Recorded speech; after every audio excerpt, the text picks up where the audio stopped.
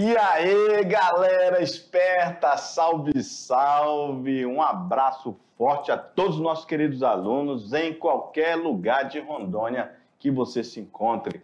Seja no quilombola, seja na área indígena, seja no ribeirinho, seja na fazenda, enfim, em qualquer lugar, juntamente com nossos queridos professores presenciais. É isso mesmo. Um grande abraço para todos aí, professores presenciais que sempre estão falando com a gente, né, professor Jorge? Passando informações sobre essa galera que é top de linha. Que faz as nossas tarefas, que faz a extra classe, não é isso? Muito legal. Bem. Então vamos lá, galera. A gente está aqui para uma nova aula e hoje a gente vai falar sobre teorias, né? Demográficas, a gente vai falar sobre o crescimento da população mundial. Falamos na aula anterior sobre todo o processo evolutivo e hoje nós iremos trazer, né, professor Jorge, aspectos aí sobre essa dinâmica, como que funcionou as teorias acerca do crescimento da população mundial. Beleza? Então, de olho na tela, nossa aula agora 7.1 sobre teorias demográficas. Nós veremos hoje, falaremos sobre a teoria malthusiana, ok? Ou seja, a teoria de Malthus. Veremos a teoria neomalthusiana, ou seja, neo quer dizer nova. Então, é uma nova teoria de Malthus. Veremos a teoria ecomalthusiana, que aí já está relacionada à questão ambiental. Muito bem. Também relacionada a Malthus. E a teoria reformista.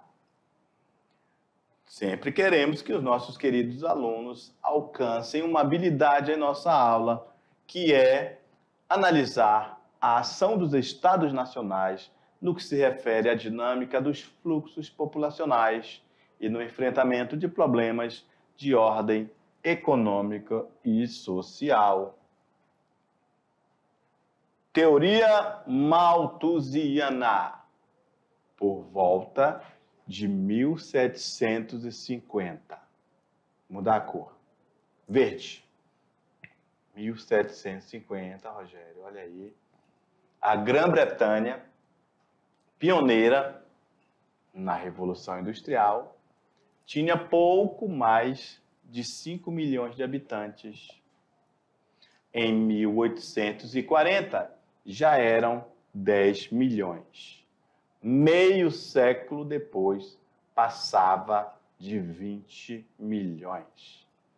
Essa tendência generalizou-se nos demais países europeus que acompanharam quem?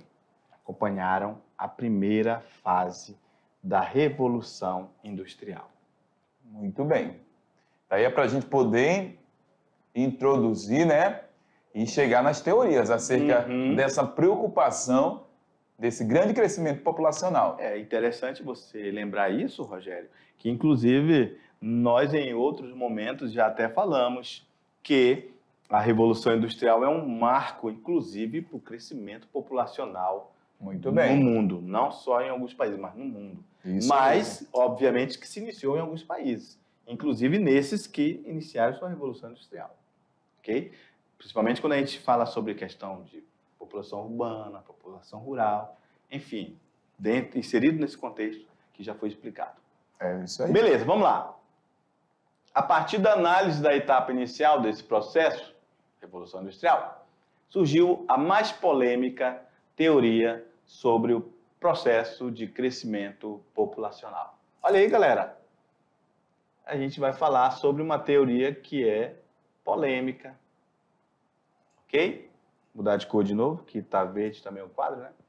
Em 1798, Thomas Robert Malthus escreveu Ensaio sobre o princípio da população, no qual expôs aquela que ficou conhecida como teoria malthusiana, ou simplesmente teoria de Malthus.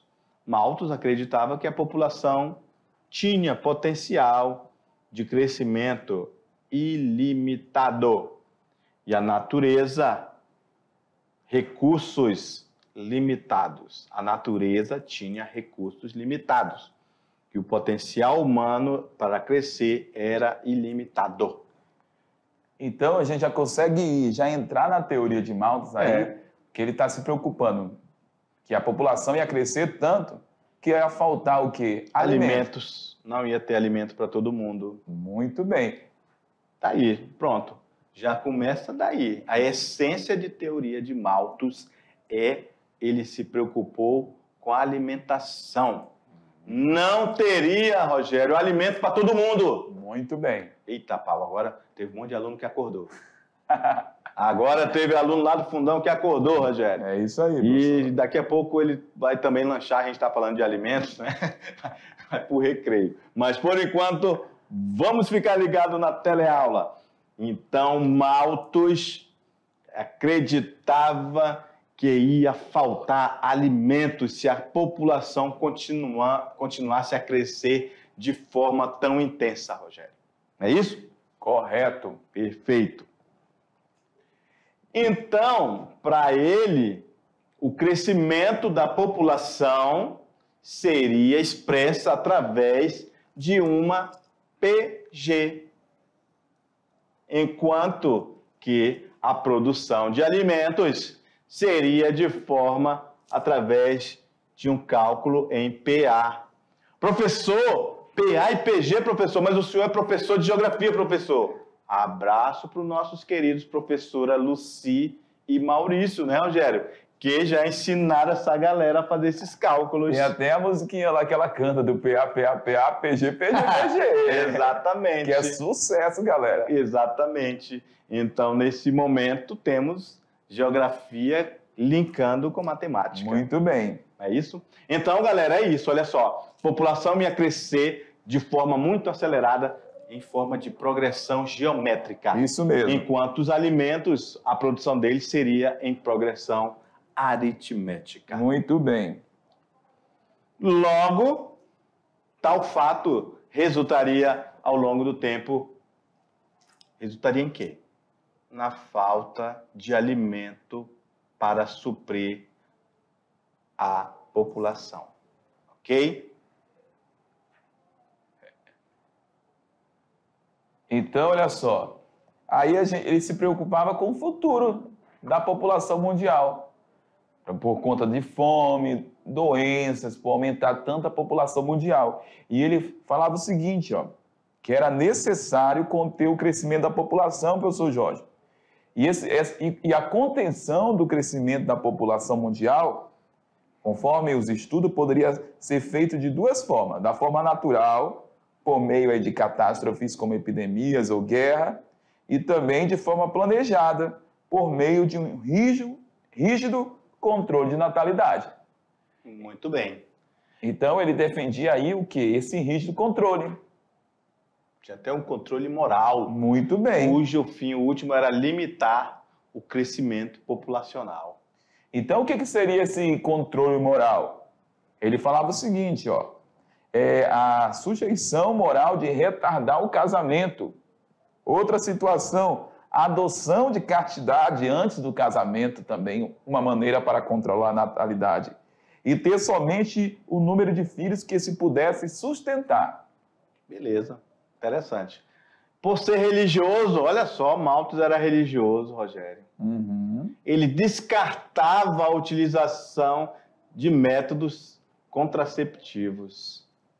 Mas, ou seja, no entanto, entretanto, ele defendia a abstinência sexual, casamentos tardios e capacidade de sustento da prole.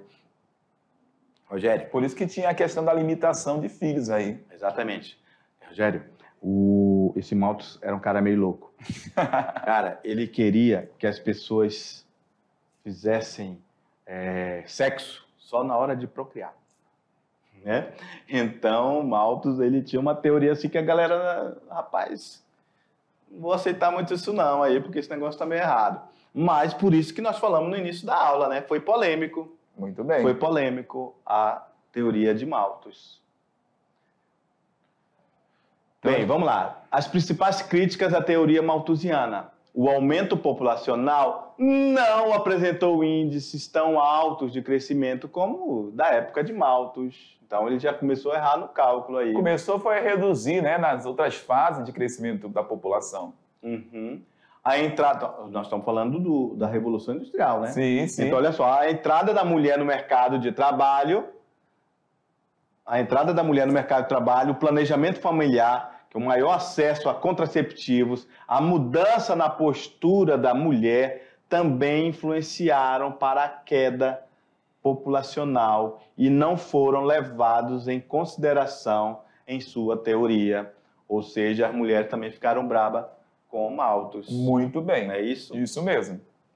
E nós temos outros pontos aqui para analisar sobre a teoria ainda, ó. Malthus não levou em conta o progresso técnico que atingiu o setor agropecuário.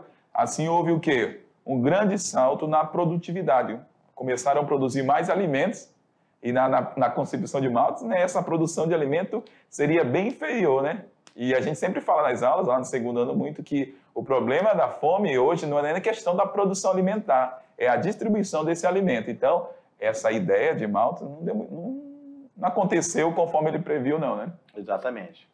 Malthus e seus seguidores só viam esse contingente demográfico como um empecilho, um obstáculo, né? Como bocas a serem sustentadas. Não viu a importância dessa população como mão de obra potencial para a Revolução Industrial. Então, como falamos, é uma teoria polêmica. Muito bem. Então, até podemos dizer, não está escrito, mas Malthus ele tinha até um certo preconceito. Sim. É isso, Rogério? Muito bem. E aí, professor Jorge, a gente tem aí que a teoria, com todas essas situações, acabou perdendo aí prestígio e a população deixou de utilizar essa teoria.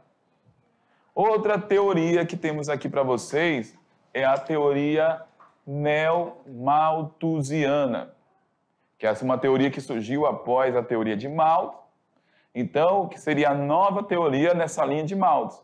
O fenômeno da explosão demográfica fez surgir novas teorias demográficas. Nós vimos lá na aula passada sobre fases. Essa fase de explosão demográfica, principalmente entre a segunda e terceira fase da teoria de crescimento populacional.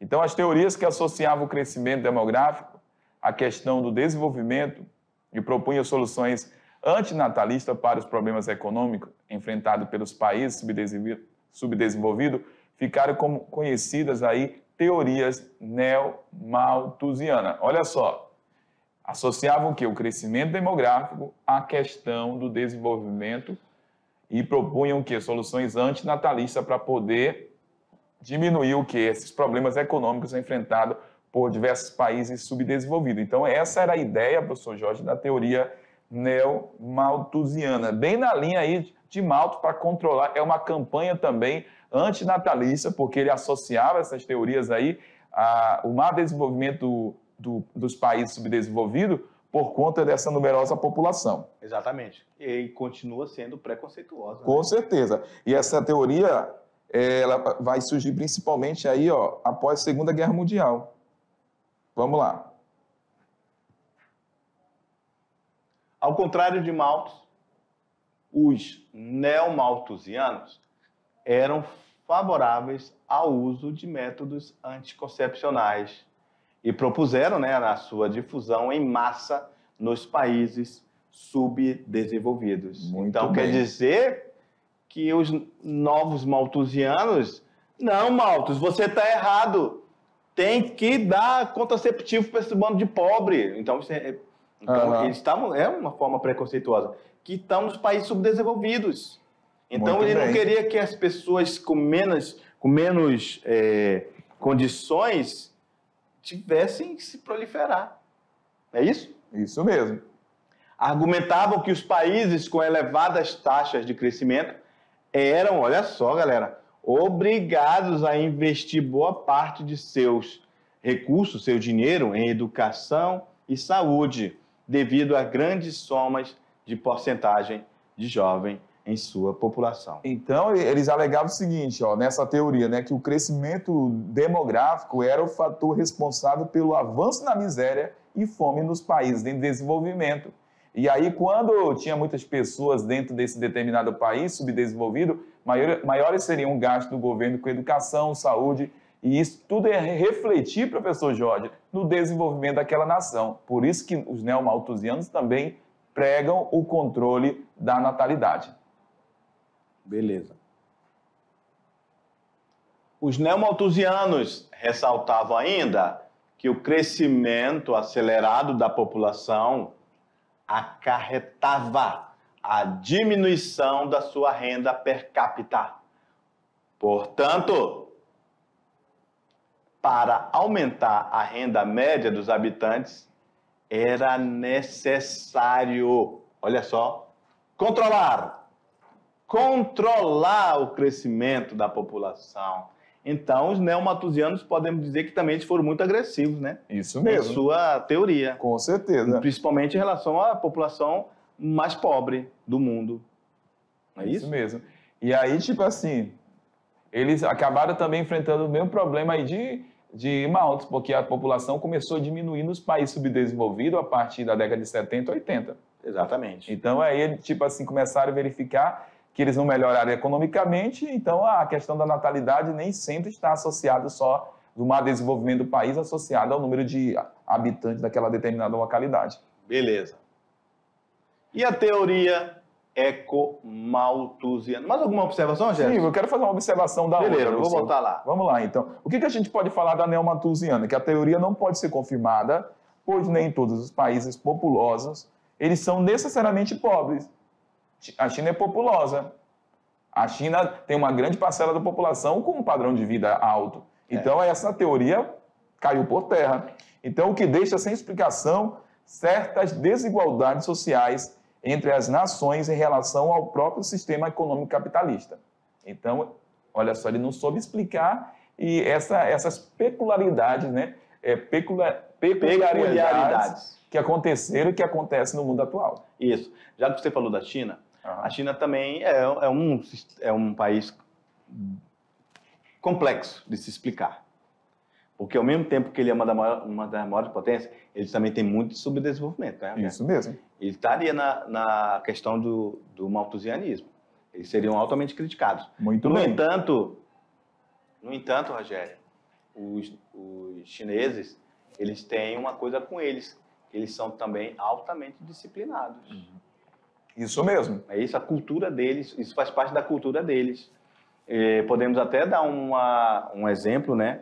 Que na China, nessa questão aí da pandemia, meu amigo, pareceu um foco ali, eles já pegam e já fazem lockdown. Isso mesmo. Não é isso?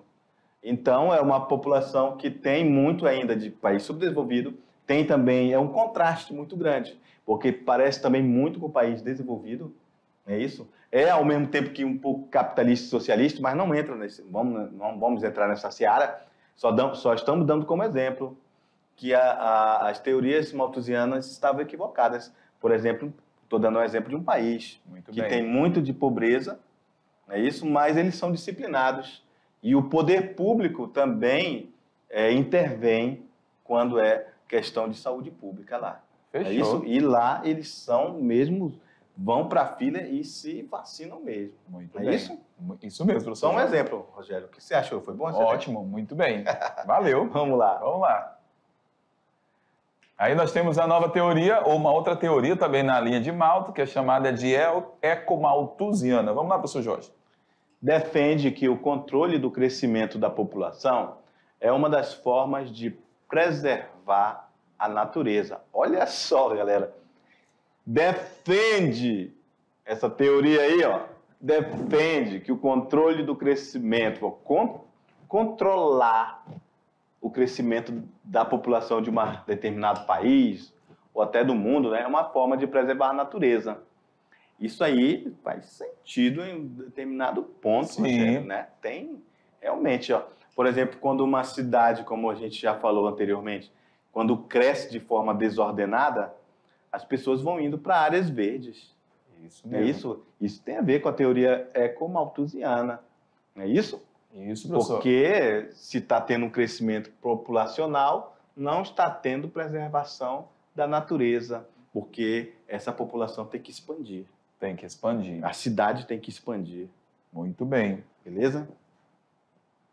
Consequências do crescimento acelerado. Os recursos do planeta não serão suficientes para todos os habitantes. Ou seja, né, pessoal, se continuar crescendo de acordo com a teoria, de forma acelerada a população, principalmente desses países subdesenvolvidos, futuramente a gente não vai ter os recursos disponíveis para abastecer aí as futuras gerações. E aí a gente entra até naquela ideia de desenvolvimento sustentável, né? Dessa preocupação, dessa consciência ambiental minha, sua, dos nossos filhos, né, professor Jorge? Perfeito. Na nossa aula passada, a gente falou sobre a questão do saneamento básico e da água, na Amazônia, por exemplo. E o ecomatosianismo tem relação. No entanto, falamos também que é um paradoxo na Amazônia. Estamos na região onde tem mais água doce no planeta Terra. Isso mesmo. E não tem água potável para todo mundo. Aí já não era muito problema de ecomatosianismo, porque tem disponível. Tem. Aí falta políticas públicas, não é isso? Para implementar água potável para todo mundo. É diferente. Isso mesmo, diferente. Não se aplica isso aí, nesse caso, na Amazônia, em relação à água. Muito bem. É isso, porque ainda tem disponível para muita gente. E estamos num grande vazio demográfico do Brasil. É isso? A densidade não é um vazio demográfico, só nas áreas florestais. Mas a densidade demográfica aqui... É baixa, né? É baixa. É isso? Vamos lá no quadro. Então, essa teoria vai dizer que não vai ter recursos suficientes para todos os habitantes. E aí eu dei o exemplo agora da água. É isso, Rogério? Muito bem, professor Jorge. E também o grande crescimento populacional vai gerar grandes impactos ambientais. E a gente realmente vê também esse impacto ambiental, Rogério. Quando a gente falou do lixo. Com certeza. Um exemplo. A gente gera muito lixo. Uma média, por cidadão, a gente joga lixo, pelo menos 1 quilo de lixo por dia. 1 quilo de lixo. Então, realmente, em um determinado sentido, em determinado momento, a teoria ecomatosiana tem a sua validade no contexto atual. Maior parte da biodiversidade do planeta localiza-se na zona intertropical, porção onde também se encontram os países mais pobres. Olha aí, falando de novo dos pobres, Rogério. Não é à toa que o nome é ecomalthusianismo. É isso mesmo. O crescimento de forma desordenada das cidades tem provocado devastação dos recursos naturais. Pode falar, professor. Então, um exemplo, a figura aí, essas pessoas morando de forma precária estão num solo provavelmente num território que era área verde. E aí a gente pensa e vem analisar a questão do ecomalthusianismo.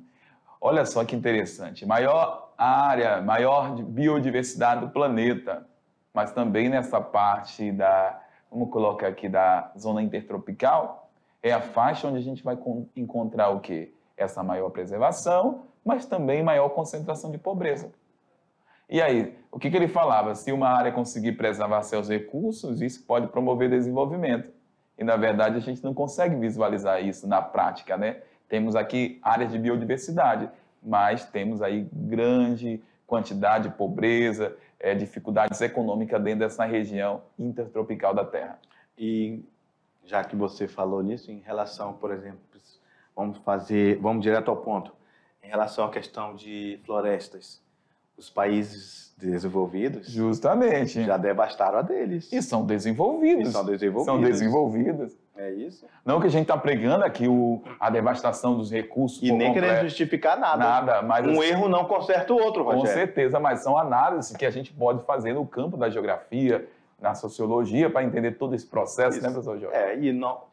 Já que você falou nesse campo, não vale, vale a pena a gente relembrar ao nosso aluno que isso também pode ser uma grande reflexão filosófica. Com certeza. É isso? Muito bem. Os impactos ambientais feitos pela sociedade moderna. Muito bem.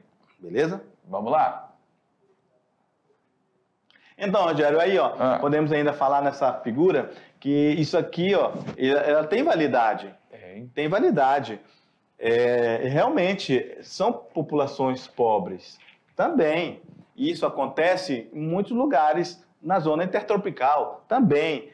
Onde estão muitos países pobres também, ok? Mas essa parte de devastação da floresta também, como eu falei, aconteceu em áreas desenvolvidas do globo. Com certeza. Ok, Europa. Ok? Que devastaram ali as florestas temperadas. E resta pouca preservação, né? Hoje que já trabalha com reflorestamento, com preservação, mas no passado, tudo que puderam extrair do meio natural, extraíram. Como fizeram na África, na partilha da África. Muito bem. Rogério, então, fica uma grande interrogação quando se coloca a teoria ecomalthusiana, que é colocar principalmente a culpa na parte mais pobre da população mundial. Muito bem. É isso? Alguns fatores não são observados pelos ecomalthusianos em sua teoria. Países desenvolvidos são os maiores consumidores dos recursos naturais do planeta. Rogério, aqui a gasolina no Brasil é misturada com álcool. Isso mesmo. Sabia? Sim. Lá nos Estados Unidos, ela é pura. E lá é bem mais barato que aqui. Você sabia? E lá os motores dos carros deles são grandes e potentes. Eles são os maiores consumidores do planeta Terra. Chega aí. Os norte-americanos são os maiores consumidores dos recursos naturais do planeta Terra. É isso mesmo. Sim ou não? Com certeza. Deveria, imagina, vamos fazer uma reflexão, um momento da reflexão filosófica, vamos lá. Imagina, querido aluno, se toda a população do planeta tivesse o poder aquisitivo e o consumismo do norte-americano. Aí o negócio ia pegar. O planeta já tinha acabado todos os seus recursos naturais. É isso? Isso. Então, mais um erro da teoria do ecomalthusianismo. Muito bem. É isso, colocar sempre só a parte pobre como sendo culpado. Eles não perceberam isso que a gente está falando. Isso mesmo, professor. Os maiores consumidores são os países desenvolvidos. Fechou. Vamos lá no quadro. Bora. Então, apresenta o menor percentual de crescimento populacional, né? Os países aí, falo desenvolvidos, né, professor Jorge? Então, assim, são características. O que a gente conclui com essas observações? A natureza não está devastada somente pelo crescimento populacional, porque lá nos países desenvolvidos tem um menor percentual de crescimento, certo? Somente pelo crescimento populacional, mas também por consequência do progresso, aquilo que nós falamos agora. Exatamente. Pelo poder de compra, enfim, tudo isso. Vamos lá? Temos aqui a teoria ecomalthusiana. Em 1974, a população mundial era de 4 bilhões. 2. Em 1987, ela tinha crescido para 5 bilhões de pessoas. Em 97, 6 bilhões. E no ano de 2025, ela chegará a 8,5 bilhões. Você pode desenhar sua própria conclusão. E daí, então, é uma charge, né? Uma tirinha, né? Que representa aí o quê? Informações sobre essa disponibilidade dos recursos aí na visão da teoria ecomalthusiana. Então, Rogério, interessante essa imagem, né? Porque estamos falando de um tempo recente, ó. 1974. Não é isso? Isso mesmo. Depois de 1987, nós já estamos no nosso tempo, nós não estamos nem falando no início da Revolução Industrial. Não. Se nós fizéssemos esse gráfico da Revolução Industrial, seria muito mais delicado ainda. Porque, olha só, eu vou fazer esse desenho aqui, ó. Olha só. Vamos fazer aqui, vou fazer um gráfico aqui, Rogério.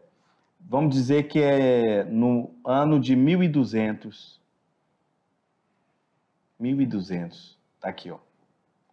Até aqui. Bem aqui, Revolução Industrial. Um exemplo. E aqui, 2022. Aqui, Rogério, vou agora mudar a cor. Toda a história da humanidade esteve aqui, ó, usando os recursos naturais do mundo. Olha só, bem baixinho aqui, ó, quase que zero. Quando chega a Revolução Industrial, a gente tem um salto, Rogério. É isso mesmo. Tá? E isso não para. É isso que vai ser desenhado aqui nesse branco aí, se o aluno fosse fazer um desenho. Com certeza. É isso? Porque a Revolução Industrial trouxe um modo de vida diferente de tudo que já se tinha visto na humanidade. Muito bem. Isso aí. Fechou, professor? Beleza. Excelente observação. Vamos lá na próxima teoria, que é a reformista. Essa teoria, ó, os principais críticos da teoria neomalthusiana foram os reformistas. Segundo este, a elevada taxa de natalidade, olha, já temos outra situação. Elevada taxa de natalidade não é a causa, mas sim a consequência do subdesenvolvimento. Então, as famílias que vivem em condições miseráveis não teriam acesso à informação sobre o uso dos métodos anticoncepcionais e condições econômicas de mantê-los. Então, já temos aí uma outra análise, né? É consequência, né? A elevada taxa de natalidade é consequência do subdesenvolvimento. Não a natalidade que promove o subdesenvolvimento, né, professor Jorge? Exatamente. De acordo com essa teoria. Então, os argumentos foram desfeitos pela dinâmica demográfica real. Os países que apresentam queda acentuada na taxa de natalidade foram aqueles cujas conquistas econômicas se estenderam à maioria dos habitantes. Países europeus, por exemplo. Sim, o que de fato acaba modificando os padrões de crescimento populacional são a distribuição da renda. Então, vamos colocar outra cor. Distribuição da renda. Se você tem uma distribuição de renda, não sei que cor vai aparecer o branco, vou colocar um preto, né, professor? Distribuição da renda. Eita, não trocou. Deixa eu voltar aqui. Distribuição da renda. Foi não. Deixa eu voltar. Então, a distribuição da renda que vai interferir nesses aspectos. Está falando aqui, ó, distribuição de renda mais equitativa e o maior acesso à cultura e educação pode mudar o cenário de vida desse grupo populacional. Certo? Segundo a teoria reformista, uma população jovem, numerosa, em virtude de elevadas taxas de natalidade, não é a causa, mas consequência do subdesenvolvimento. Nos países desenvolvidos, onde o padrão de vida da população é alto, o controle da natalidade ocorre paralelamente à melhoria da qualidade de vida da população, espontaneamente, de uma geração para outra. Alguma observação, professor Jorge? Ele fez aí uma comparação interessante entre país desenvolvido e país subdesenvolvido. Isso mesmo. Não é isso? Dizendo que aqui nos países subdesenvolvidos a gente tem ainda falta de informação, falta de controle de natalidade, falta de informações, inclusive nas escolas, de como métodos contraceptivos, não é isso? Muito problema bem. Realmente de dinheiro para comprar. E muitas das vezes esse não esclarecimento, que não atinge a todos, acaba refletindo aí para aumentar a natalidade, certo? Perfeito. E nos países subdesenvolvidos, uma população jovem e numerosa só se torna empecilho ao desenvolvimento de suas atividades econômicas, quando não são realizados investimentos sociais, em especial na educação e na saúde. Se o país subdesenvolvido, ou seja, tiver uma população numerosa, mas houver um investimento para melhoria, para qualificação, certamente a teoria diz que vai mudar o cenário da condição econômica daquele determinado país. Tal situação gera um enorme contingente de mão de obra desqualificada que ingressa anualmente no mercado de trabalho quando não há esses investimentos na educação. Para a dinâmica demográfica entrar em equilíbrio, para que ela entre em equilíbrio, é necessário enfrentar, em primeiro lugar, as questões sociais e econômicas. Isso aí já é mais interessante, Sim, né? Com certeza. É já mais aceita, né? Os investimentos em educação são fundamentais para a melhoria de todos os indicadores sociais, pois quando o cotidiano familiar decorre em condições miseráveis e as pessoas não têm consciência das determinações econômicas e sociais, elas não irão ficar preocupadas em gerar menos filhos, Rogério. Foi constatado que quanto maior a escolaridade da mulher, menor é o número de filhos. Isso aí. E a taxa de mortalidade infantil também. Perdão, professor. E Nós temos aqui a redução da taxa de fecundidade, que já falamos em aulas anteriores, que é a média de filhos, né, professor Jorge? Uhum. E aí a gente consegue observar uma queda com o passar do tempo. Aí, ó, a gente tem aqui a média, né? E a gente consegue observar. Lá em 1950 era 5, na casa de 5, né? 5 filhos, uma média. E hoje a gente consegue observar, aí, por exemplo, em 2025 a 30, não vai dar nem 2, né? Que já é o caso de hoje aqui no Brasil. Uhum. De todas as teorias, a reformista é a que melhor retrata os fatores que geram o subdesenvolvimento político, social e econômico. Dessa forma, a teoria reformista derruba as teorias de Malthus. É isso aí, né, professor Jorge? Beleza. Fechamos com chave de ouro. É isso aí. Estudar as teorias demográficas é interessante para a gente entender a dinâmica da população de uma forma, inclusive, científica. Muito bem. São estudos científicos que vieram se melhorando ano a ano e chegamos a um ponto que realmente Malthus foi considerado muito equivocado no seu modo de pensar em relação à população. É isso aí. Então, daqui a pouquinho a gente volta já para fazer essa revisão. Valeu, galera! Tchau!